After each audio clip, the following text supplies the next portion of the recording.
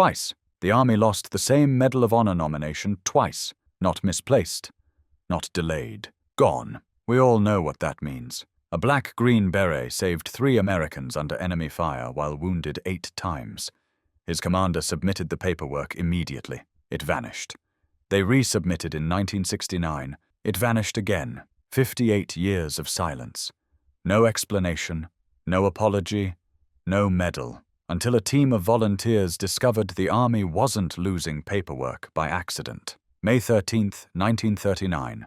Cleveland, Ohio. Paris Davis entered a world that wouldn't welcome him in uniform. Named after the Trojan warrior from Homer's Iliad, Davis would spend his life living up to that mythological legacy. But first, he'd have to survive an America that saw his skin color before it saw his courage. In 1959, Davis enrolled at Southern University in Baton Rouge, Louisiana, on a Reserve Officers Training Corps scholarship. He studied political science. He played football, and he joined an army that had been disaggregated just 11 years earlier by President Harry Truman. The nation was still divided. Signs on bars read, "Whites only." Seats on buses remained off-limits to black Americans. Schools, streets, shops, all separated by color. Friends warned Davis, "Are you sure you want to join?" Davis didn't listen. He earned his commission as an Army Reserve armor officer in 1960. He completed airborne training, Ranger School, and in 1962, he volunteered for Special Forces. He was about to become one of the first black officers in the Green Berets. The men serving under Captain Davis in 1965 would later use the same phrase to describe him. Every single one of them. He was the best commander I ever had. Davis understood something fundamental about leadership that transcended race in combat. As he explained in a 1969 television interview, "It's the third team that I had, and I never had any people of color on my team. I've always had just whites, and we got along just splendidly. I think one of the good things about a war or any type of crisis is the fact that people that are committed to it come together. There's no race there. In the dark, brown is just as black or white as anyone else.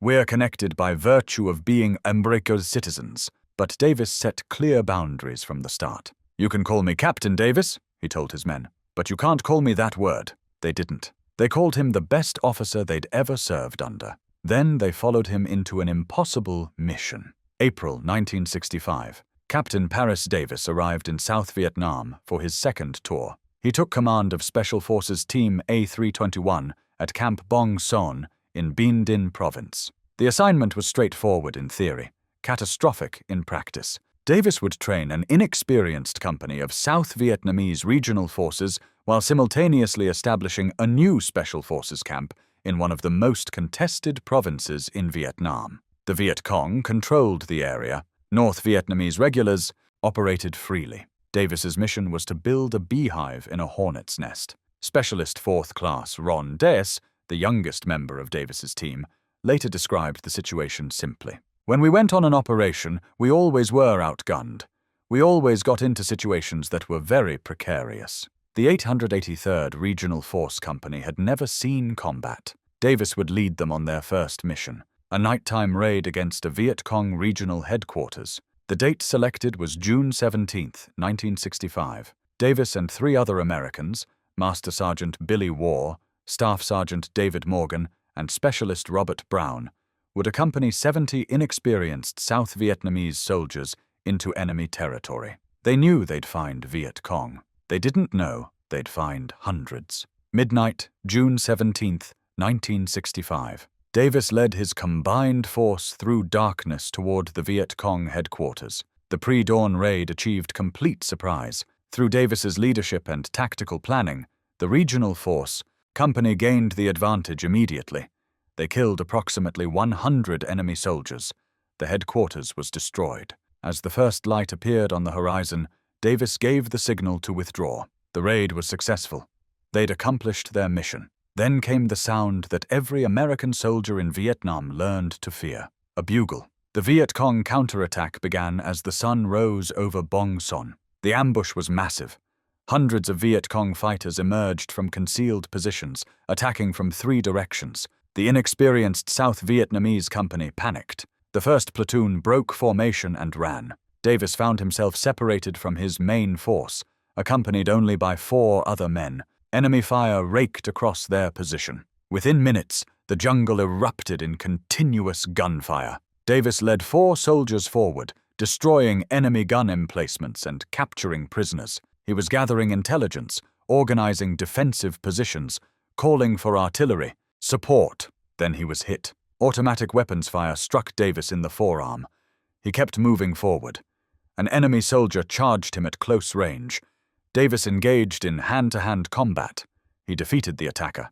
He was wounded again in the process. He continued fighting. The situation deteriorated rapidly. Master Sergeant Billy Waugh was hit multiple times in the legs. He couldn't walk. Staff Sergeant David Morgan was pinned down in a rice paddy, taking fire from multiple positions. Specialist Robert Brown lay motionless in an open field, shot through the head. Davis could see all 3 of his Americans, every one of them trapped, every one of them wounded or worse. The colonel commanding air support circled overhead in a helicopter.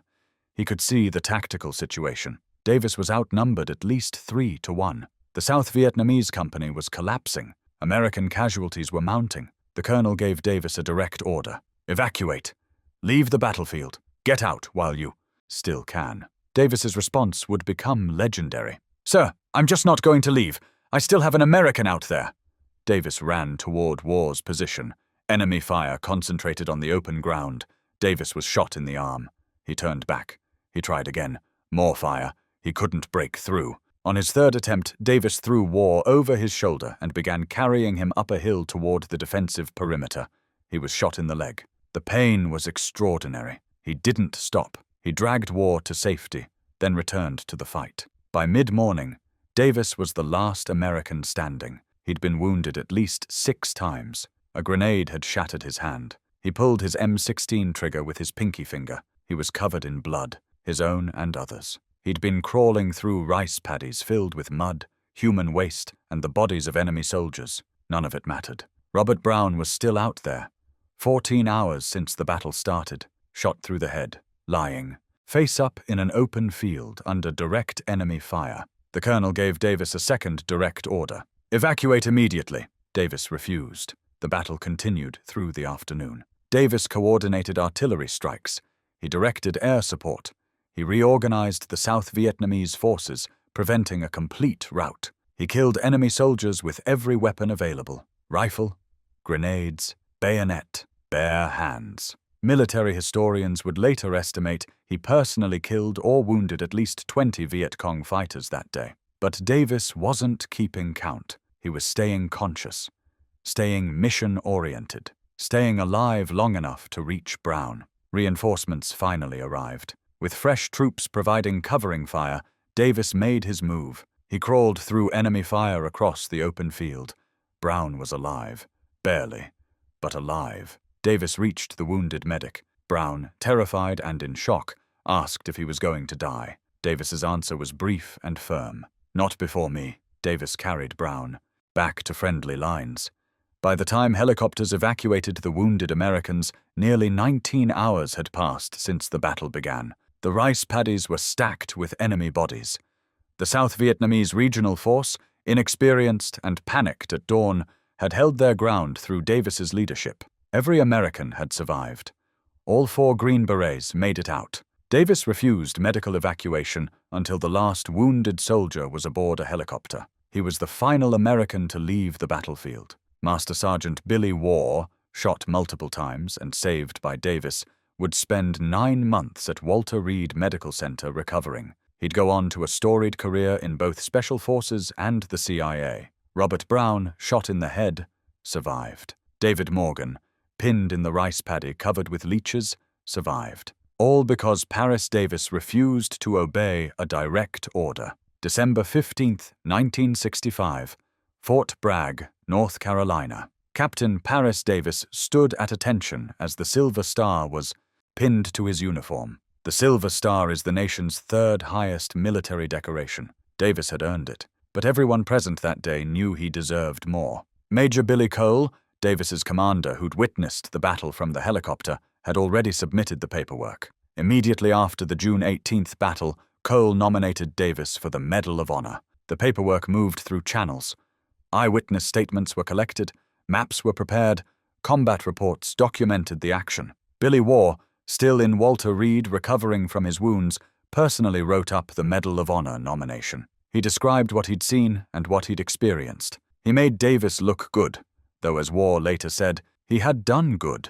General William Westmoreland, commander of U.S. forces in Vietnam, visited Davis's outpost later that year. Cole again recommended Davis for the Medal of Honor to Westmoreland personally. The Medal of Honor paperwork included multiple copies. It required substantial documentation, eyewitness statements, unit reports, maps, combat assessments. The military was, if nothing else, redundant in paperwork. Losing a Medal of Honor packet would be almost impossible. Multiple copies existed.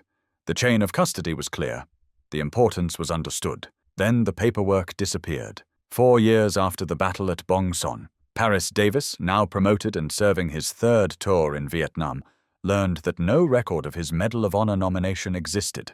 A military review did not reveal any file on Davis. The Army couldn't find the original submission. They couldn't find any evidence it had ever existed. An inquiry was ordered. How does the most important military award packet in the Army simply vanish? The investigation found nothing. No explanation, no records, no accountability. But there was a solution. The Army ordered a new Medal of Honor packet submitted for Davis immediately. The designation was ASAP. Eyewitness statements would be collected again. Combat reports would be resubmitted. The process would start from scratch. For a second time, there is no evidence that a Medal of Honor file was ever created. The paperwork disappeared.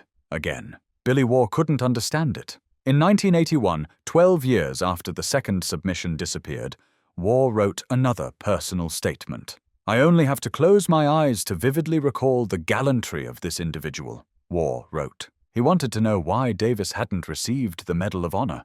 He wanted the paperwork resubmitted. He wanted answers. Nothing happened. Over the years, Davis's fellow soldiers lobbied Congress. They wrote letters. They submitted statements. They gathered documentation. Each time, the process stalled. No explanation. No progress. No Medal of Honor. Neil Thorne, a military historian who volunteers his time recovering medals for overlooked veterans, would later describe Medal of Honor paperwork through the Freedom of Information Act as gold. The loss or destruction of such packets was very uncommon. There would have been multiple copies. Multiple officers would have held records. Multiple chains of custody existed. One Medal of Honor packet disappearing might be negligence. 2 Medal of Honor packets disappearing for the same person? That suggested something else entirely. Paris Davis knew what it suggested. "I know race was a factor," Davis said decades later. It was a factor he'd experienced throughout his 26 years in the Army. He recalled an encounter that crystallized the reality. Davis had rescued another pilot during a different mission in Vietnam. Months later, Davis saw the man at Fort Bragg with his wife and child. They saw Davis. The pilot crossed to the other side of the street so they wouldn't have to speak. Davis had saved his life. The man couldn't acknowledge him in public because Davis was black. In 1969, Davis appeared on The Phil Donahue Show. The host asked about his experience as one of the first black Special Forces officers. Davis spoke carefully, diplomatically. He emphasized how his men had come together in combat, how race disappeared in the dark, how bullets had no color. But sitting next to Davis during that interview was Ron Dace, the youngest survivor of the Bong Son battle. Dace remembered what Sergeant David Morgan had told him the night of June 18, 1965. After Dace spent an hour removing 17 leeches from Morgan's back, Morgan said something that stuck with Dace for decades. "I think Captain Davis deserves a Medal of Honor for what he did today." Paris Davis retired from the Army as a full colonel in July 1985. He'd served 26 years. He'd commanded the 10th Special Forces Group. He'd earned the Silver Star, Bronze Star with V device, 2 Purple Hearts, and the Air Medal with V device. He'd also earned the Soldier's Medal for pulling a soldier from an overturned burning fuel truck seconds before it exploded. Only 4 people in American history have received both the Soldier's Medal and the Medal of Honor. Davis should have been one of them. Instead, He moved to Arlington, Virginia, and started a newspaper. The Metro Herald focused on the black community. Davis ran it for 30 years. He married. He raised a daughter, Reagan. He lived quietly, and he wondered why, for 50 years, the Army had never called, never explained, never apologized. The silence, Davis said, was what bothered him most. The thing that bothered me the most is the military knowing that didn't have the gumption to give me a call to say, hey, we lost it, and we can't find it. Then learning the second packet also disappeared. It was something that doesn't happen. The silence is the word. Nobody calls. No one says anything for 50 years. Around 2014, something changed. A coalition of volunteers began forming. They had a mission: right the wrong. Ron Dice, the youngest member of Davis's team in 1965, lived in Anchorage, Alaska. He'd spent decades wondering why Davis never received the Medal of Honor. He knew Davis had been nominated. He'd been there the day Sergeant Morgan said it. Then, 9 years before the medal would finally be awarded, Dace learned something extraordinary. A second nomination had been submitted in 1969. That nomination had also disappeared. Dice didn't believe they were lost. I believe they were intentionally discarded, Dice said. They were discarded because he was black, and that's the only conclusion that I can come to. Neil Thorne, the military historian, joined the effort. He began gathering eyewitness statements. He tracked down the 1969 Phil Donahue Show interview at the University of Georgia archives. He filed Freedom of Information Act requests, recovering fragments of documentation. He spoke with 12 people who'd served under Davis over the years. Every single one used the same phrase. He was the best commander I ever had. The volunteer team grew. Ambrose Brennan, Al Broadbent, Carlos Campbell, Ellen Cousins, Rob Graham, Robin Joseph Hochman, Sarah Klein, Jim Moriarty, Lee Ann O'Neill, Will Porter, Erin Powers, Cal Rollins, Tommy Shook, Dan Vanatter, ordinary Americans who dedicated years to recreating what the Army had lost twice. They gathered statements. They compiled combat reports. They built maps. They documented every detail of June 18, 1965. In 2016, the volunteer team submitted a new Medal of Honor packet for Paris Davis. They warned each other. We could have given up at any time in that 9 years and it would have gone nowhere. Part of it was persistence and part of it was just getting people to understand what happened here. They got pushback. Every single step, but they persisted. April 2021. CBS News correspondent Catherine Herridge published the first major story about Davis's case. She interviewed Davis, then approaching his 82nd birthday. She interviewed Billy Waugh, 91 years old, the sole surviving eyewitness to Davis's actions.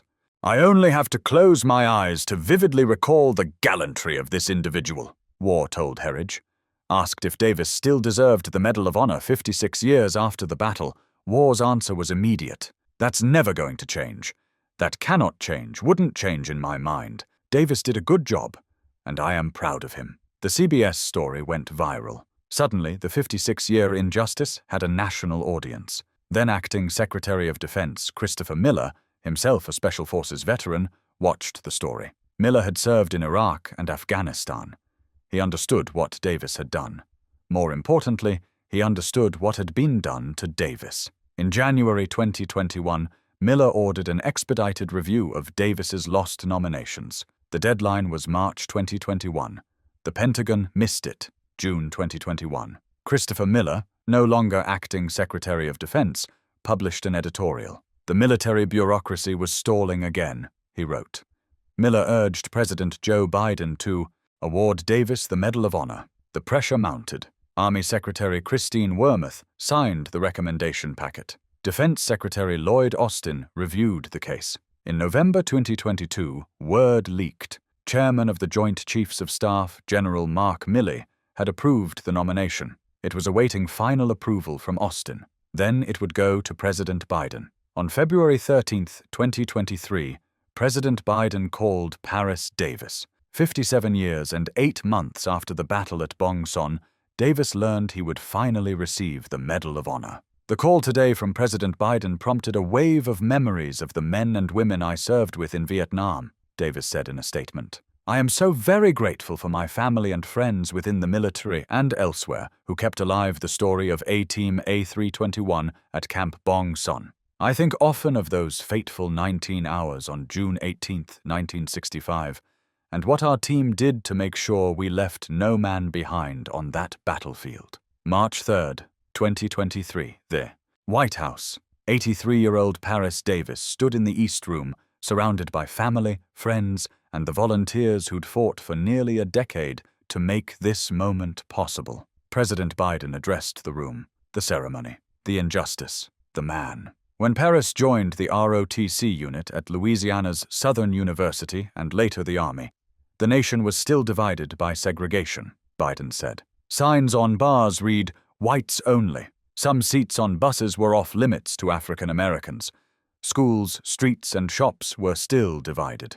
To many, he was less than an American, but he chose to serve anyway, volunteering to serve a country that, in many places, still refused to serve people who looked like him. Biden described the battle, the 19 hours, the 8 wounds, the refusal to leave, the heroism that everyone present had known about for nearly 60 years. I wish I could say that this story of Paris's sacrifice on that day in 1965 was fully recognized and rewarded.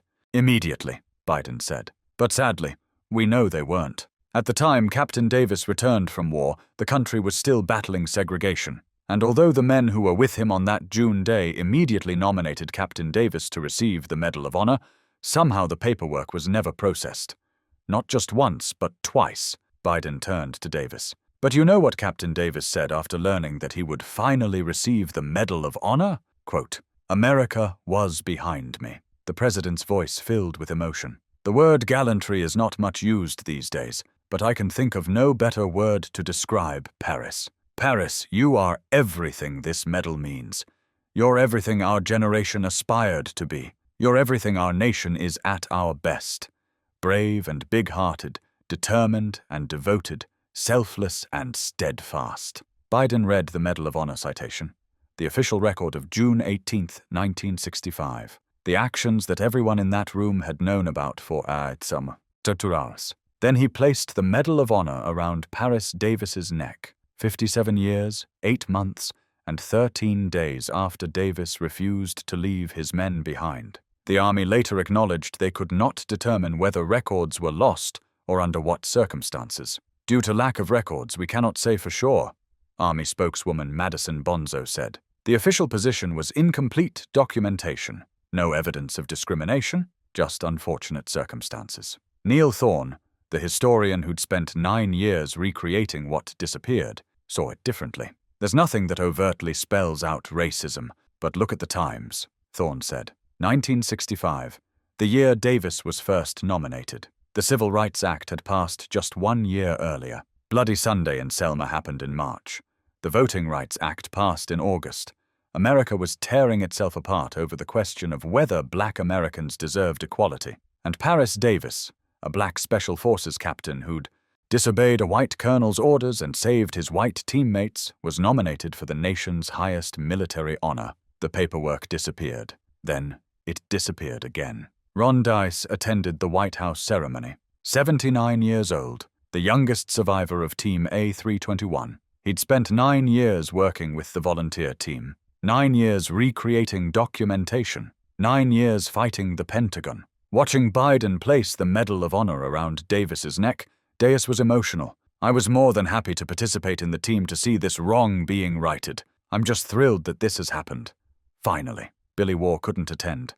93 years old and in failing health. The man Davis had thrown over his shoulder and carried to safety watched from home. Davis's daughter, Regan Davis Hopper, stood beside her father as he received his medal. She'd grown up hearing silence about June 18, 1965. Her father didn't discuss that day in the household. Only as the push for recognition gained momentum did he begin opening up about what happened. When asked about being called a hero, Davis's daughter explained his response. When we talk about it, he doesn't really like to be called a hero. August 10, 2023, Fort Belvoir, Virginia. The National Museum of the United States Army unveiled a new addition to the Medal of Honor Garden. Colonel Paris Davis's name, carved in stone, secured his place in Special Forces history. Davis stood before the marker, 84 years old, full colonel, retired, Medal of Honor recipient, publisher, father, survivor. He told reporters he would always cherish the honor, but when asked what he'd tell his 26-year-old self on the morning of June 18, 1965, Davis's answer revealed everything about why his men called him the best commander they ever had. Make sure you are wearing your boots and you have some food. And then you do what you did. Paris Davis's case stands as one of the most egregious examples of military injustice in American history, not because of what happened in Vietnam, that was heroism of the highest order, but because of what happened afterward. 2 Medal of Honor nominations, both vanished without explanation. 57 years of silence from an army that knew exactly what Davis had done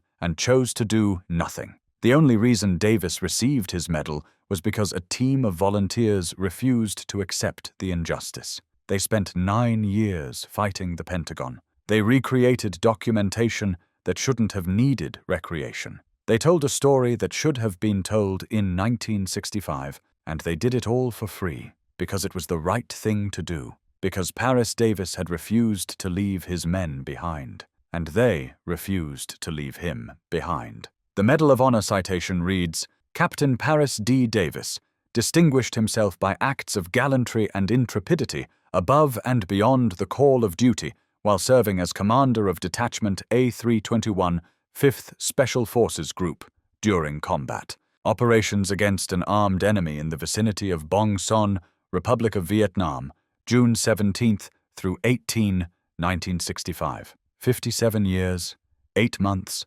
and 13 days to put those words on paper. 2 disappearances, 9 years of volunteer work, 1 CBS News story, 1 acting Secretary of Defense who refused to let bureaucracy win, and finally, 1 president willing to acknowledge what everyone already knew. Paris Davis earned the Medal of Honor on June 18, 1965.